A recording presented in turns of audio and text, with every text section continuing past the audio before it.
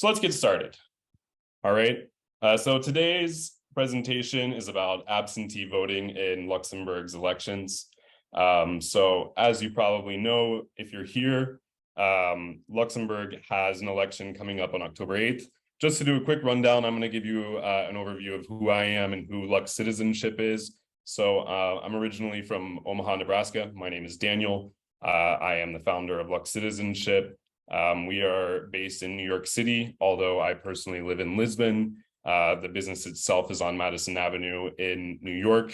I have worked with Luxembourg and its government for a number of years because previously to starting LuxCitizenship, I worked for the Belgian Chamber of Commerce in New York. So I was working really directly with the Luxembourg consulate like every day of my job. And that's kind of what got me moved into working onto the citizenship as I saw the need for this. My ancestor is from Estrelzet, Margaret Coyton, there to the right. She came to the United States at the end of World War I. So she actually came later than most people that immigrated to Luxembourg, or to the United States from Luxembourg or to Brazil. In 2017, I had the amazing opportunity to meet long-lost family in Estrelzet on a TV show that RTL, the public broadcaster in Luxembourg, runs about like sort of current events and interesting topics. And there was a documentary that RTL did in 2016 when I was getting started on LuxCitizenship, and I was interviewed in that documentary, and I had a picture of my great-grandmother that came from Luxembourg in the interview, and then my long-lost family in Luxembourg saw it and asked to get in touch.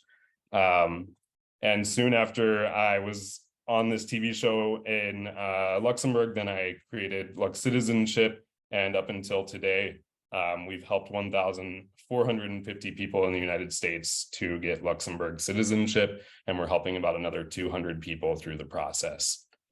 So that's a little bit about me. Let's get into the meat of today's topic.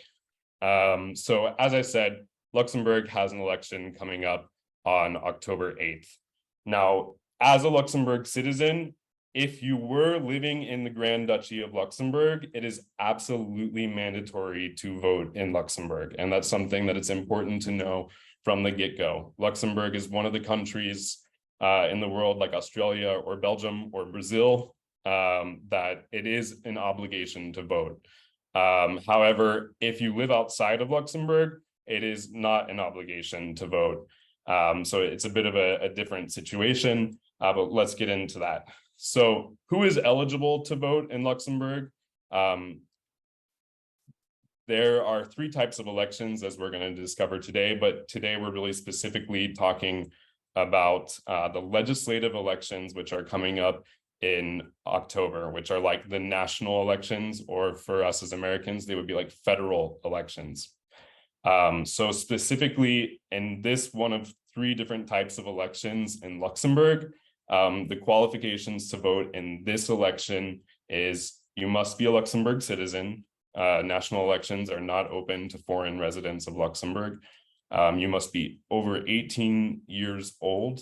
So if you do have any children that are getting towards voting age and considering that, that is an option if they turn 18 by August 28th of this year. And then the other thing that is required to vote in Luxembourg, the way that it works when you go to vote is you need to present an identity document. That's if you were living in the country, you were going in person to vote. If you do not live in Luxembourg, you do not have the option to just walk into the election center on the day of the election and vote. You absolutely must, if you decide to vote via absentee ballot. And there is a special rule that says Luxembourgers living abroad must provide a copy of their unexpired passport or identity card. It actually just says passport, but somehow the government interprets it to also mean identity card, even though the law doesn't say that. So in order to vote, that's the view of the current Luxembourg government, that you need to have a passport from Luxembourg. The really interesting thing is the election law in Luxembourg was written before dual citizenship existed in Luxembourg. And it actually doesn't say that you need to have a Luxembourgish passport in order to vote. It says you need to have a passport. And so that's kind of the controversial thing in Luxembourg right now. The way that laws are written in Luxembourg, when it means a Luxembourg passport, it's written Luxembourg passport. And in this law here, it is not written. It just says passport. So we're going to discover that that's quite the controversial part of this whole process and what impact that could have and what that means. But let's understand a little bit the bigger picture of what's going on in Luxembourg before we get into those details. But I think for everyone in the room here, you probably are in the condition of being over 18 years of age and having Luxembourg citizenship. So fundamentally, that's what's really important. What we're going to do is do a little quick comparison. I know we have people in Brazil, but this is going to be a comparison of how the state and politics works in the United States and in Luxembourg. So in the United States, it's quite a long term, a federal presidential constitutional republic. That is the form of our government. And what that means is we elect a president, and the president is both the head of state and the head of government, and those are both elected. Luxembourg, on the other hand, is a constitutional monarchy. So a constitutional monarchy means that the head of state is someone that has inherited the right of being head of state. He is not elected. Although back in 1919, the Luxembourgers actually did elect effectively the royal family. So they are, to some degree, democratically elected, although this is the grandson of who was elected. So we don't in Luxembourg elect the head of state, and the head of state doesn't have a time limit. You know, the head of state either dies or elects to abdicate. The head of government is the prime minister. So again, in the United States, we elect one person who is both the head of state and is running the government. In most European countries, there is a separate head of state who's like the father of the country, and then there is the prime minister. And you don't elect the prime minister. The prime minister is indirectly elected. So the prime minister is the leader of the most popular party in parliament, or the person that is most likely to be able to make an agreement with a couple different parties in order to have a majority and run government. So you might possibly have the possibility to elect who will eventually be the prime minister, but you're not voting for him to be prime minister. You might be voting for him to be a person that's in parliament. In the United States, we have the Congress, which is a bicameral legislature, which means that it has the two houses. You have the Senate and you have the House of Representatives. In Luxembourg, there is a unicameral legislature, or so there's only one house. And that is the Chamber of Deputies, and the Chamber of Deputies has 60 deputies or 60 seats. Luxembourg does have another institution called the Council of State, which some people might consider like a Senate for Luxembourg, but it actually just advises. It doesn't create law. It just says this law is good or bad for X reason, and it has a few more powers. It's not directly elected. So Luxembourg is pretty unique that it only has like really officially this one chamber in the parliament. And to be clear, the parliament in Luxembourg is called the Chamber of Deputies. We don't really say parliament when we talk about Luxembourg, and in Luxembourgish, it is called just the chamber, and that's how it's referred to. So in the United States, we can vote starting at 18 years old, and voting is not an obligation. It is a right and privilege. There are three types of elections: federal, state, and local. Luxembourg, you also have to be 18 years old to vote, but voting is an obligation. It is not just a right and privilege. You must participate. And if you don't participate, you have to write an excuse letter to the prosecutor of the state, and you can be fined if you don't vote after so many times. On the other hand, in Luxembourg, there is a maximum age where the obligation to vote applies.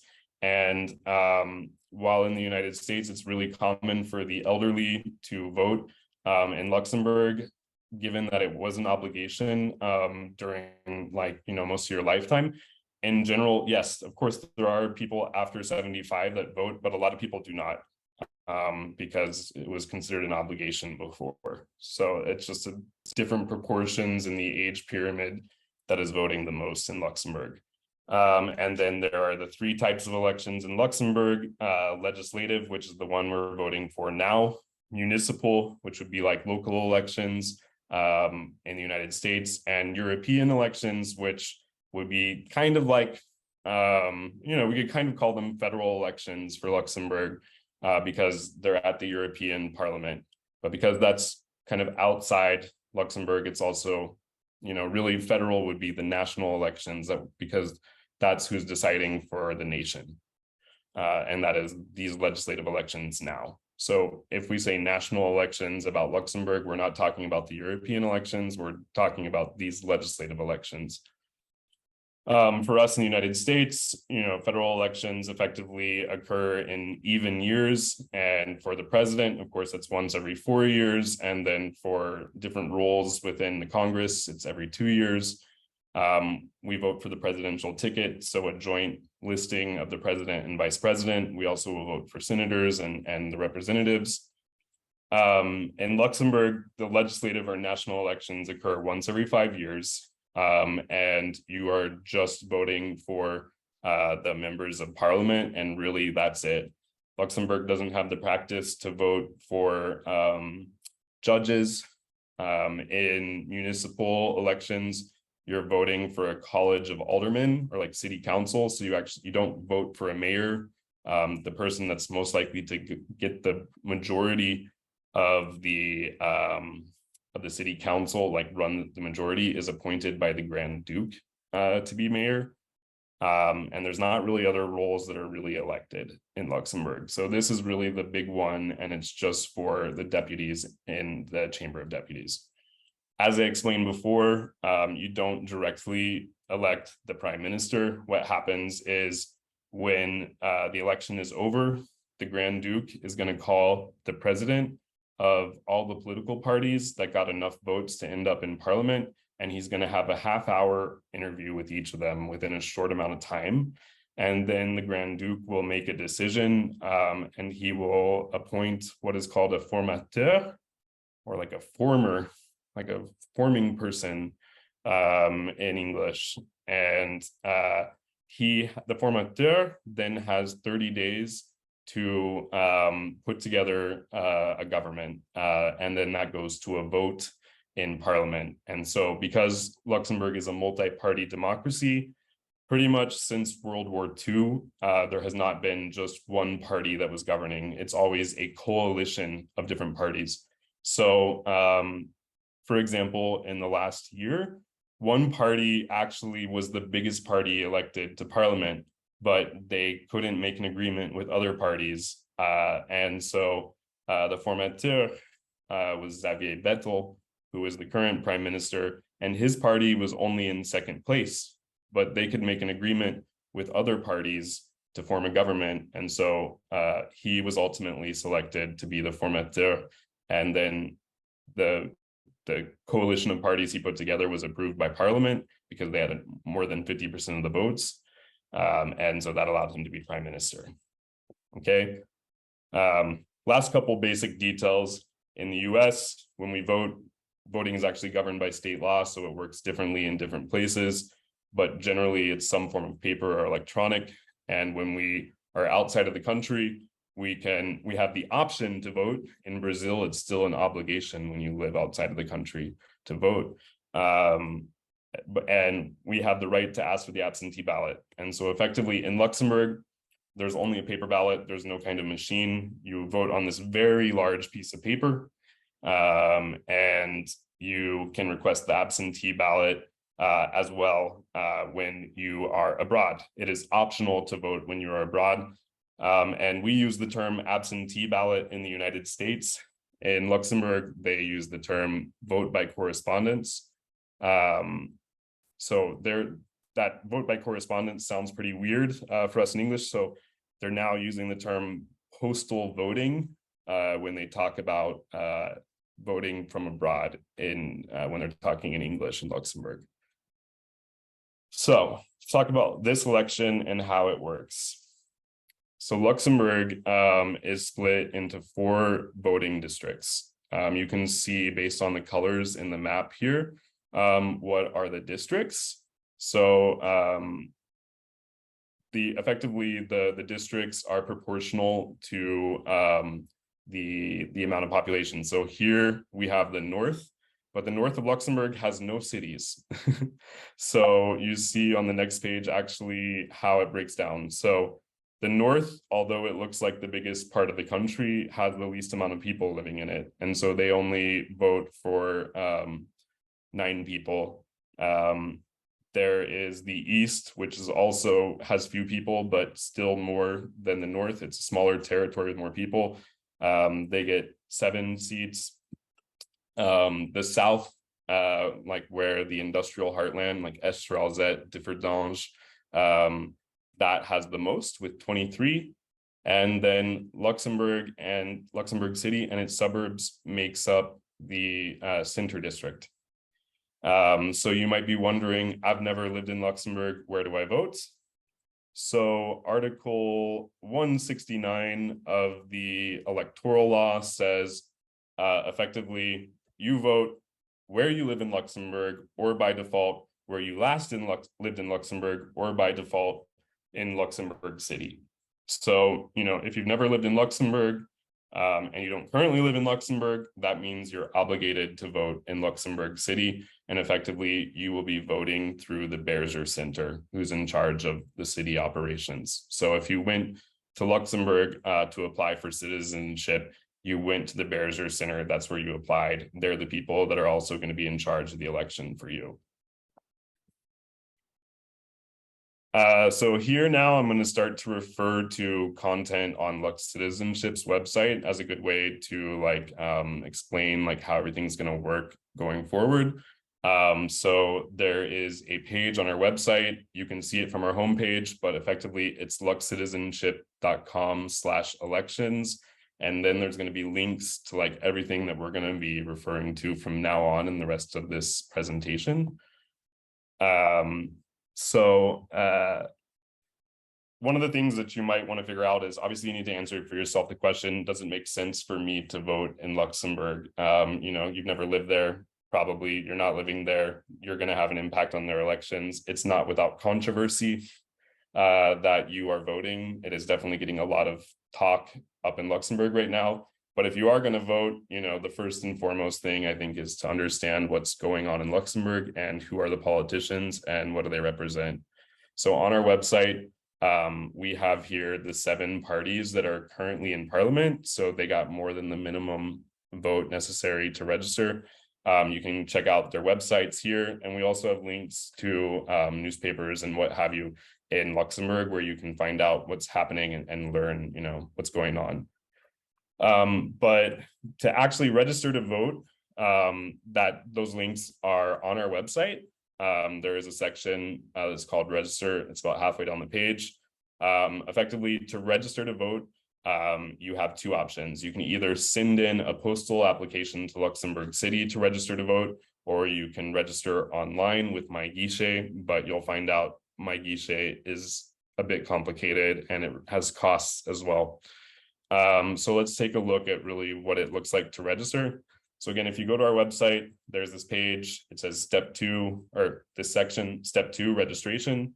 There is a video that is going to explain in depth how you do the registration because it's complicated. But you have the links here to all the key content. So this is the section of the web page that's most important for you right now. If you want to register via mail, That's really what we're kind of suggesting, because most people are probably not going to want to pay. So this is the page. It's a page from the city of Luxembourg, from the Bearser Center. It's a pretty straightforward form. It's 2 pages. It's in English. It asks you some basic information. The most important thing that I want to suggest to you in this whole process is it's going to ask you for your address. That's where you give the address that Luxembourg currently has on file for you. And then the form asks you, is there another address that you want to send the ballot to? They do require signature verification of delivery of the ballot, and they use a company that's not very popular in the United States or Brazil called TNT. And effectively, the first time that I tried to vote, TNT came to my door for 14 days in a row, and they never left a notice that they were coming. And so I had to call the Bearser Center to get the tracking number, and I only got the ballot within like 12 hours of when it was due in Luxembourg. So it was impossible to return. And I had to like also send an apology to the prosecutor of Luxembourg because of that.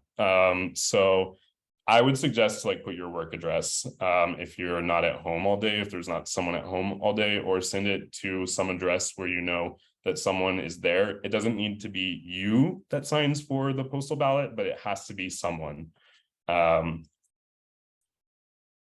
So pretty much you get this quick form. It's after you fill out everything on the webpage through their website. It's all in English. You're going to get this document in an email at the email address that you provide, and then it's going to have your information pre-populated, and you are just going to need to put here where it's like this dotted line and a comma. You put the city, state, and country, and where it says on, that is the date, which is of course day, month, year. It's the international format. In the United States, we write month, day, year. In the rest of the world, it's day, month, year. Okay. And then you sign it. And what is not super clear is, I'm just going to move this here at the top of the document. It says Au Collège des Bourgmestres et Échevins de la Ville de Luxembourg. That is not clear at all, but that is a postal address. That says to the College of the Mayor and the Alderman of the City of Luxembourg, which is the electoral authority. So to us in the United States, this does not look like an address, but this is the only one that you got, and this is what you do. So you like print this document out, once it's signed, and you send a letter. You address the envelope exactly like it is written at the top of this document. I would also suggest to write Luxembourg one more time at the bottom, just so that the United States Postal Service is clear that it's going to the country Luxembourg. And then remember, you need to put an international stamp, or you need to put enough forever stamps in order for it to hit the international rate, which I think is like 4 or 5 forever stamps, but you'd have to check, on the Postal Service website. And you also, of course, need to attach to your paper ballot that you've signed. You need to also include a copy of your unexpired Luxembourg passport or ID card. And if it's the ID card, it only has to be the front of the ID card. You don't have to do front and back. The other option, it sounds like annoying to do this like paper application. But the other options are like super not intuitive and quite frankly, really a pain. So it's using My Guichet. My Guichet has like one of 3 different ways to be validated. Like if you've been a citizen for a while, you might have the old decryptor, which is like a little device. I would assume almost no one got it. It's not evident that you need to get it. So pretty much there's 2 ways that you can go about it right now. There is this application called GovID, like GovID. If you got the Luxembourg ID card after August 4th, 2021, it is an e-ID card. And in which case you had the option to say, do I want a PIN for my ID card? And if you did that, then you got this letter at home at your address registered with the Luxembourg government. And you take this letter, and here in the bottom is like this PIN code that is barely visible. You like pull the black part off and be careful not to rip it. Then you have to go take your smartphone, download the app called GouVID, and then it'll like scan your face. It'll tell you what to do. And then if you can believe it, I had no idea this was the reality. Smartphones now can read like ID cards. So you literally, it'll tell you to hold your smartphone on your Luxembourg ID card, and then it can actually read your ID card, and then it'll open up the election page for you from the link that's on our website. So it's nifty, but I'm in my mid-30s and extremely technology friendly, and I found it really cumbersome to go through this process. So if you're not a super technology friendly person, I'm not sure if it's really the right option for you, because it's complicated. You get into the website, it's going to have some information pre-populated. But there is also another way, just going back, if you don't have the Luxembourg ID card, or you got your ID or passport before 2021, you can go to this LuxTrust website, and we have a link on our page where you can go and sign up. But effectively, it's 105 euros, and then you can buy the LuxTrust app, and you can sign up for it online. You can use the passport. It's going to be one of those deals where you have to take a selfie and like show your face with the passport at the same time. You're going to have to like move your phone to get exactly all the biometrics of your face. So again, I think first off, 105 euros is a huge cost. And, you know, if you're not technologically inclined, the whole selfie process might be really cumbersome. So yeah, I wish that there was another option, but those are really the two options. Both I think are not the greatest, but you know, if you do move to Luxembourg, the LuxTrust thing, you're gonna have to do it one day. Your company might pay for it for you if you get a job. Your bank might give it to you for free, but you just as well might have to pay for it. So, you know, it is a part of being a Luxembourg citizen if you really want to interact with Luxembourg. So it's up to you. There's other ways to get the LuxTrust credentials, but you need to be in Luxembourg. There is still definitely a cost, but it's less. You know, so if you're trying to get into My Guichet, this website from the Luxembourg government for the first time, it's really the only good option for you unless you have the new ID card and the PIN number in the letter that came with it. So once you get into My Guichet to this page, effectively you're going to see something that looks like this. I've like blanked out the information here, but it's actually going to have your personal information, and it's going to ask you to verify that that's correct. It's going to, so even if your address is out of date here, I would suggest just to say yes, that it is correct. This address from the National Registry of Natural Persons is correct. Yes, and then it'll pop up another question that says, I wish to receive the voting papers at a different address. And here's again where I'm saying, like, if you're not home all day, or there's not someone that's home all day, probably best to designate your office address, for example, somewhere where it could have someone sign for it. For those of you in the United States of America, one of the things you need to keep in mind is that you're gonna have to set the country. And although this form is in English, the dropdown of territories, of countries, is in French. And so you would need to be looking for États-Unis d'Amérique with an E instead of putting in U to look for United States of America. But then after that, you would fill the address in just as normal. You put the phone in the international format, so +1 area code number, and then you agree that you have your political rights, and you click continue, and it sends off the confirmation. And the one nice thing here is that you don't need to attach a scan of your Luxembourg passport, because Lux Trust will have already validated that you're using a valid document. So that's the one nice thing if you go this route. Other than that, I think there's already really a lot of information. What I just want to cover, I think we're going to do a separate webinar on actually how to vote, but it's still only in September when you're going to get your ballot. So what I'm going to do right now is just kind of go over the calendar that you need to keep in mind.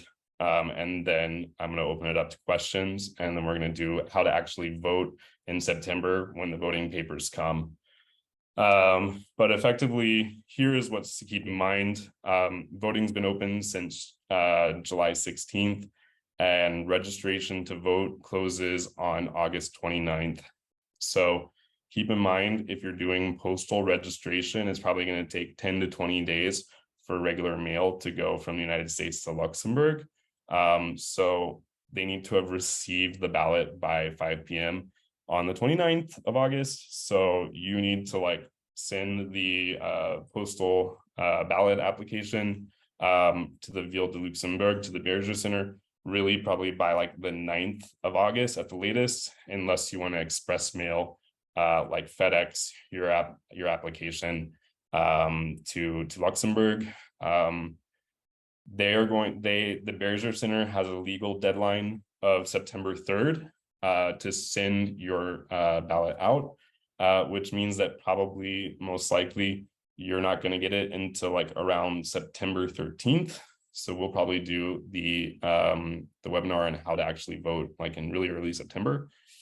And then the deadline to get your filled out ballot to Luxembourg to actually register your vote is effectively 5 p.m. on Friday, the 6th of October. So keep in mind again that you're currently, we're asking for clarity from the embassy, but the official policy is you need to use regular mail and not a private carrier in order to return the ballot itself to Luxembourg. It needs to go through the real mail system, which is personally, I think, dumb, but that's what that's what they're saying in the law. So that would mean that you again need to pretty much immediately turn your ballot around to Luxembourg as soon as you get it, fill it out and put it in the mail, because it can take definitely 20 days for a letter from the United States to get to Luxembourg. And then August 8th is the actual in-person election day in Luxembourg. Polls close at 2 p.m. in Luxembourg, which would be, I think, that would be 8 o'clock or something in the East Coast. And the ballots are counted pretty quickly. It usually takes 3 to 4 hours to start getting 50% results. So by the afternoon, you usually have the final results. So yeah, thank you for listening to me go through all this. I know there's a lot of details. So I'm going to open it up to questions now.